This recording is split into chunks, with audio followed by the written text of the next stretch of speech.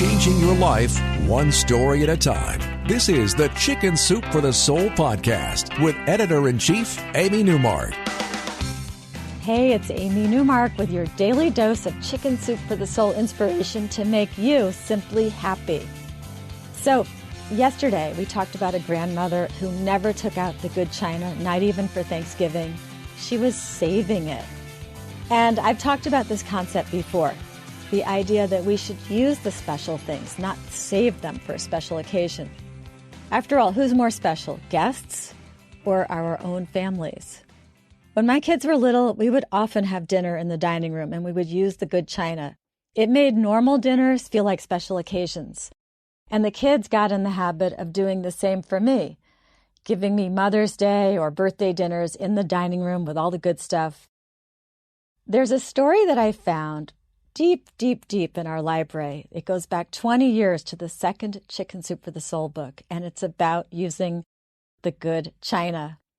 And in this story, Betty Youngs tells us that her mother would often ask her to set the family dinner table with the good china. And one evening, after Betty had set the table, a neighbor dropped by. And when she saw how nice the table looked, she said, "Oh, I see you're expecting company. I'll come back another time."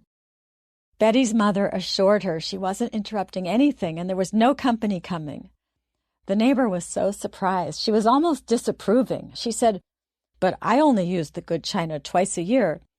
And Betty's mom explained her philosophy, saying, "If you set your best table for special guests and outsiders when you prepare a meal, why not for your own family?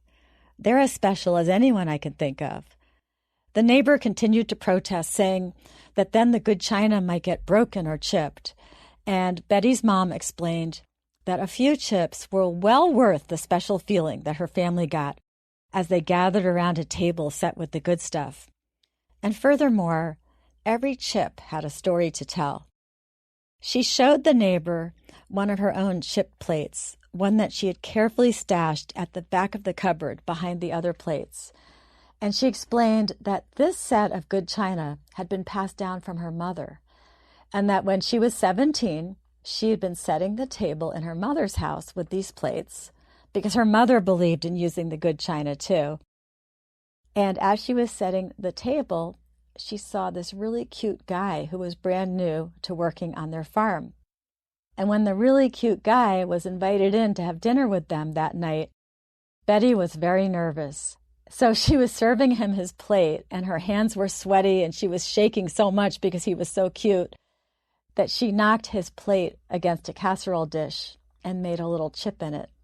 She ended up marrying that cute guy a year later, and she had always treasured that plate with the chip in it because it was a great souvenir of the first day that they met.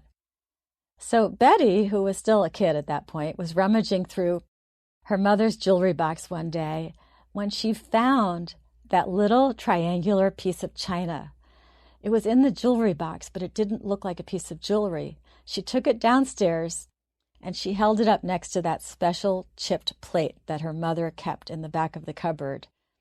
And sure enough, it was the little chipped piece that had broken off the plate the day that her parents first laid eyes on each other.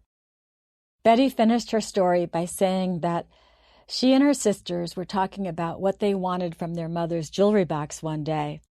And while her sisters were claiming a piece of jewelry each, what Betty wanted was the china and that little chipped piece from that special plate. So we all have this tendency to deny ourselves nice things in our everyday lives. I know I'm always fighting this tendency, and that's why I have a chapter in my Simply Happy book that's called Use the Guest Soap. We all have this nice stuff, and we should use it. So use the good china. Your family might look at you like you've lost your mind, but just tell them that you love them, and they deserve it. Tomorrow is Wow Wednesday, and since I'm so excited about the coming holidays when we get to use our good china, we're going to have fun with a story about a holiday miracle. Thanks for joining me today for the Chicken Soup for the Soul podcast. Please share it with your friends and family members, and let me know what you think. My email is amy@chickensoupforthesoul.com. Also, you can follow me on Twitter for more Chicken Soup for the Soul news. And if you'd like more great ideas from our books for living a happier life, you can visit our website, chickensoup.com.